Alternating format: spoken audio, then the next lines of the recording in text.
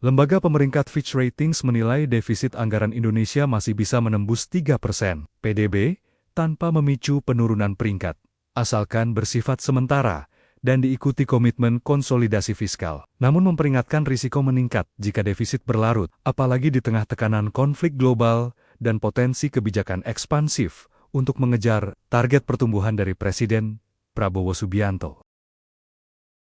Kementerian Perindustrian angkat bicara terkait penerbitan aturan baru mengenai pajak kendaraan bermotor meliputi pajak untuk mobil listrik.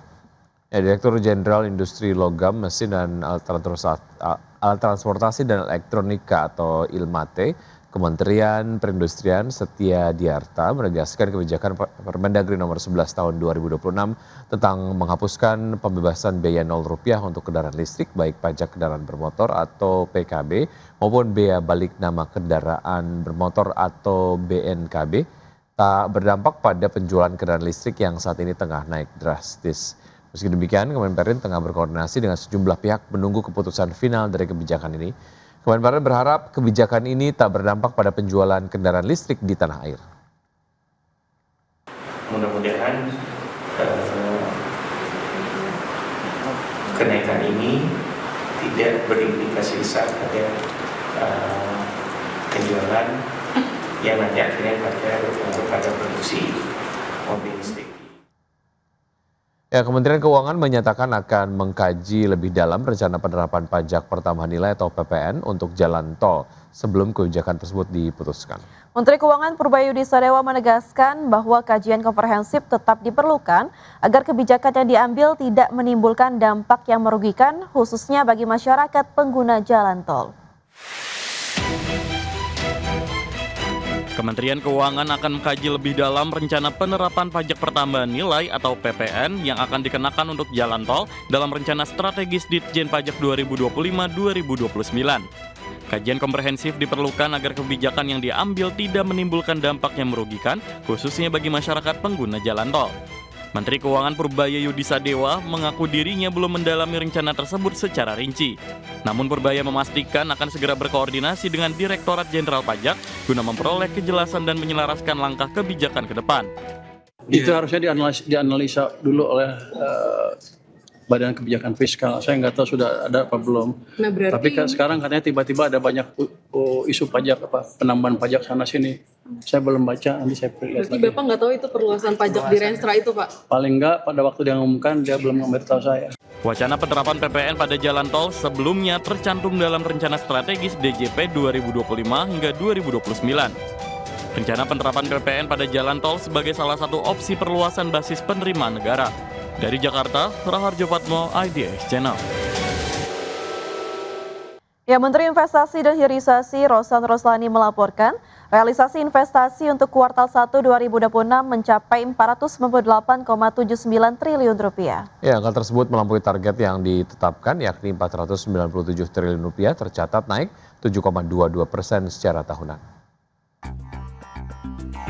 Dalam pertemuannya dengan Presiden Prabowo Subianto di Istana Kepresidenan, Menteri Investasi dan Hilirisasi Rosan Roslani melaporkan realisasi investasi untuk kuartal 1 2026 mencapai Rp498,79 triliun. Angka tersebut melampaui target yang ditetapkan yakni Rp497 triliun, di mana capaian investasi kuartal 1 ini tercatat naik 7,22% secara tahunan. Menurut Rosan, dengan realisasi investasi tersebut, tenaga kerja yang terserap mencapai 706.569 orang atau naik 18,93% dibandingkan periode yang sama tahun sebelumnya. Dari nilai investasi tersebut, penanaman modal dalam negeri dan asing nyaris seimbang. Tercatat sebanyak 49,89% atau hampir 50% merupakan penanaman modal asing yakni sekitar Rp249,94 triliun. Realisasi investasi di 2026 ini tadi di kuartal pertama saya melaporkan bahwa alhamdulillah tercapai pencapaian 498,79 triliun atau 100,36% dari target 497 triliun dan itu adalah peningkatan 7,22% year on year-nya. Dan itu juga penyerapan tenaga kerja Indonesianya mencapai 706.569 orang atau 18,93% untuk year on year-nya. Jadi itu yang gambaran besarnya, walaupun tentunya saya juga menyampaikan dari penanaman dalam negerinya itu kurang lebih 49,89% atau sebetulnya hampir 50% sama dengan penanaman modal asingnya. Sementara dari sisi wilayah, investasi di luar Pulau Jawa masih mendominasi dengan 50,37%, sedangkan investasi di Pulau Jawa sebanyak 49,63% atau sekitar 247,53 triliun rupiah. Dari negara asal penanaman modal asing, Singapura masih menempati posisi teratas dengan realisasi sebesar 4,6 miliar dolar Amerika. Jakarta, Tim Liputan IDX Channel. Pemirsa, emiten tambang PT Sinar Terang Mandiri Tbk atau MAIN tetap membagikan dividen meski laba bersih mengalami penurunan di sepanjang 2025. Ya, keputusan ini diambil dalam RUPS tahunan di Jakarta. PT Sinar Terang Mandiri Tbk (MINE) mengumumkan pembagian dividen tunai sebesar 60,23 miliar rupiah atau setara 14,75 rupiah per saham. Nilai ini mencerminkan dividen payout rasio sebesar 30% dari laba bersih tahun buku 2025. Manajemen menyebut langkah ini sebagai komitmen memberikan nilai tambah bagi pemegang saham di masa awal pasca IPO. Sepanjang 2025, pendapatan perseroan tumbuh 11,8% menjadi 2,36 triliun rupiah. Pertumbuhan ini didorong dua proyek baru, yaitu pembangunan jalan dan proyek penambangan di Sulawesi. Namun, laba bersih justru turun 34% secara tahunan menjadi 202,02 miliar rupiah dibandingkan 306,14 miliar rupiah pada 2024. Manajemen menjelaskan penurunan laba terjadi akibat fase ekspansi bisnis. Dua proyek baru yang dimulai di pertengahan 2025 belum memberikan kontribusi optimal, sementara biaya operasional sudah berjalan. Perseroan menilai kondisi ini hanya bersifat sementara dan kontribusi proyek diproyeksikan akan maksimal pada tahun ini. Berbagai sumber IDX Channel. PT Trisula Tekstil Industries Tbk menyetujui pembagian dividen sebesar 10 miliar rupiah atau setara 1,38 rupiah per lembar saham dalam rapat umum pemegang saham yang digelar pada 22 April 2026.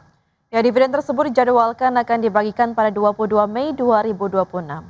Direktur Utama PT Trisula Tekstil Industri Tbk, Karsongno Wongso Jaya mengatakan pembagian dividen didorong oleh kinerja positif perseroan di sepanjang tahun buku 2025.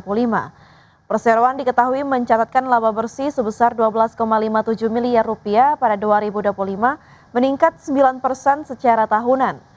Sementara itu, untuk menjaga momentum pertumbuhan jangka panjang, perseroan terus mengoptimalkan seluruh lini bisnisnya, mulai dari manufaktur, seragam, distribusi, hingga retail.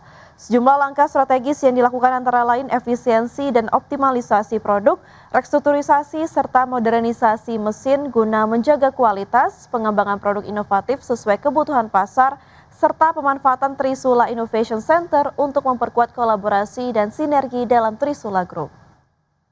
Pemerintah segera membangun Indonesia Financial Center sebagai mesin baru penarik investasi dan arus modal. Ya, upaya ini sebagai bagian dari langkah strategis di tengah ketidakpastian global. Pemerintah melihat momentum di tengah ketidakpastian global untuk mempercepat pembangunan Indonesia Financial Center sebagai mesin baru penarik investasi dan arus modal.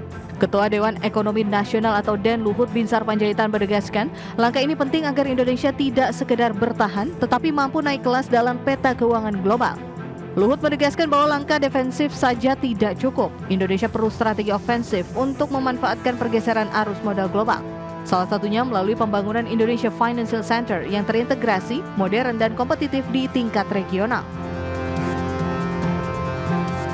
Pengembangan pusat keuangan ini dinilai krusial karena dapat memperdalam pasar keuangan domestik, memperluas akses pembiayaan, serta mengurangi ketergantungan pada aliran modal jangka pendek. Selain itu, keberadaan Financial Center akan memperkuat posisi Indonesia sebagai hub investasi, seiring meningkatnya kebutuhan pembiayaan untuk proyek infrastruktur, hilirisasi industri, dan ekonomi digital. Upaya ini juga akan berjalan beriringan dengan percepatan transformasi digital pemerintahan atau GovTech yang bertujuan untuk memangkas birokrasi dan meningkatkan efisiensi layanan publik. Dengan ekosistem yang lebih transparan dan terintegrasi, Indonesia diharapkan mampu menarik investor global yang mencari pasar berkembang dengan fondasi kuat. Jakarta, Tim Liputan IDX Channel.